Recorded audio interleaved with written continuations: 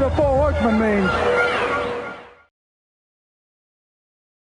To me, like the Raw reunion and things like that, like in the end, and this is something I've never said on record or ever talked about, and this is something I don't really, I'm not wide open when it comes to this wrestling shit. Like, you never heard me talk badly about anybody. Yeah. Never really bury anybody, ever.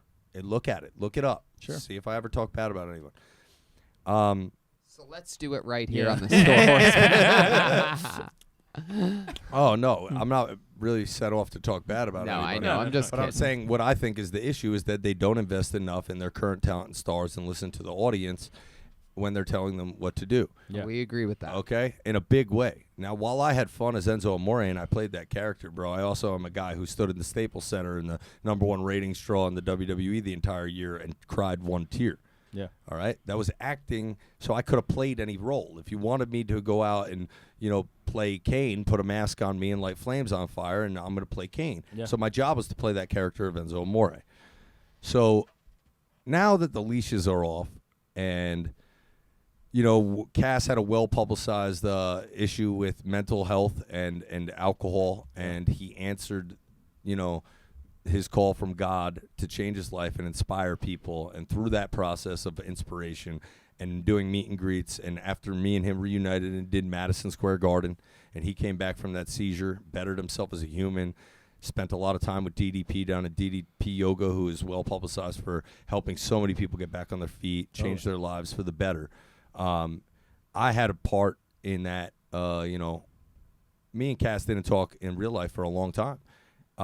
Because when you get broken up in WWE and you're a tag team like me and Cass and we're hot, they're pulling you in separate rooms, having separate conversations, trying to pin you against each other, and that really didn't happen. But in the end, we did have a falling out.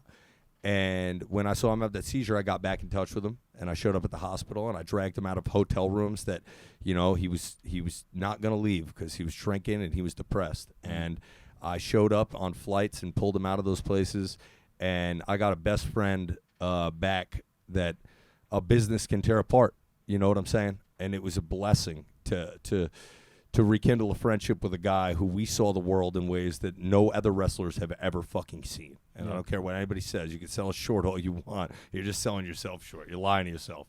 Women lie, men lie, numbers don't lie. And if you look at the numbers that we did and the ways that we elicited fan reactions together as a team, Facts. it was all time.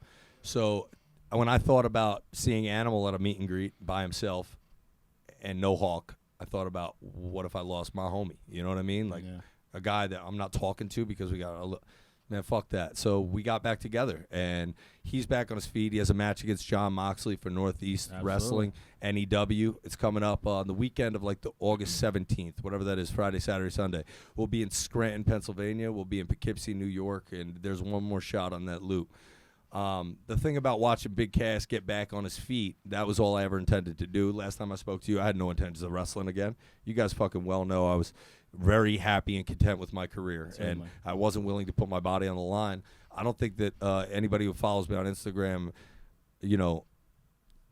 sees that I'm getting in shape for no reason or I'm working hard for no reason. I'm going to make a return to the ring. Oh, shit. Oh, shit. Exclusive? Yeah, so I'm giving you guys the exclusive drop. Whoa. Oh, my God. Look at that. Literally every time I've asked you, he's like, I'm never doing that again. Never. Ever again. Never. You can't teach timing, though. That's true. Timing in life for me has been my biggest blessing in wrestling. And while I stepped away from it, it's hard not to get the itch as a wrestler when you're around guys who are inspiring. When you see young kids in these locker rooms that I'm going with with Cass, these guys come up to us and they ask us a million questions and they want to know things. And I realize I can give back to this business tenfold, and I'd be selfish not to. I came into the WWE at a time where I never wrestled before, was found on YouTube, and I really do know what it takes to fucking make it. Yeah. How did I do it? I started off in Florida Championship Wrestling, never wrestling a match in my life. Went through NXT when it hit the road for the first time. Went on Monday Night Raw to a crazy ovation to fans and love. #1's ratings draw in the company, and then took a brand on the road in the one and only cruiserweight tour in the history of the WWE. I won titles, and I looked at it and I was like, man, I don't ever want to give that a sequel. How the fuck could I do that again? But timing is everything in life, and being around Cass and seeing the smiles that we put on people's faces together, man. the opportunities I've had to engage fans, like at this meet and greet we just did. I'd be selfish not to give back to this business and the people that want to make it, and maybe that I inspired or encouraged, or understand that you're watching a little guy who's really taking risks with his body and on the microphone, and there's a lot of little guys out there on the indies and shit. You know what I'm saying? For sure. So it's a world that I don't know about, the indies and shit. But yeah, I branded Enzo and I branded Free AgentZ with plans to do some things with Big Cass. I didn't plan on necessarily getting back into the ring. I own Real One. That's where my music's at. You can find Real One. Now I'm separating the two. So you want my music, it's Real One. You want wrestling, you get Enzo. NZO. So my return to the ring. Here's the thing, right? I'm going to have a wrestling match, and I don't know who my opponent is. Okay. I haven't chose my opponent. There's a lot of guys on the indie scene, and the guy has to be under 205 pounds. Matt Edgar. All right. A cruiserweight, preferably, right? Yeah. No. So I'm gonna have a cruiserweight title match. That's right, cruiserweight title match, because I never lost you never the title. lost the belt. Yeah. I never lost the fucking title. I love this. No, I ain't telling you that I'm bringing the strap. I don't need a piece of fucking hardware to tell you guys that women lie, men lie, numbers don't fucking lie. And you see the numbers I do, bro. Yeah. You've seen it. Now, I'll give you an example of pro wrestling that I appreciate and like right now. But the reason why I'm saying this is because I'm coming back to have a wrestling match at the Mid-Hudson Civic Center. Okay. Which on January 21st was the location in 2018 of my last pro wrestling match I ever had. Okay.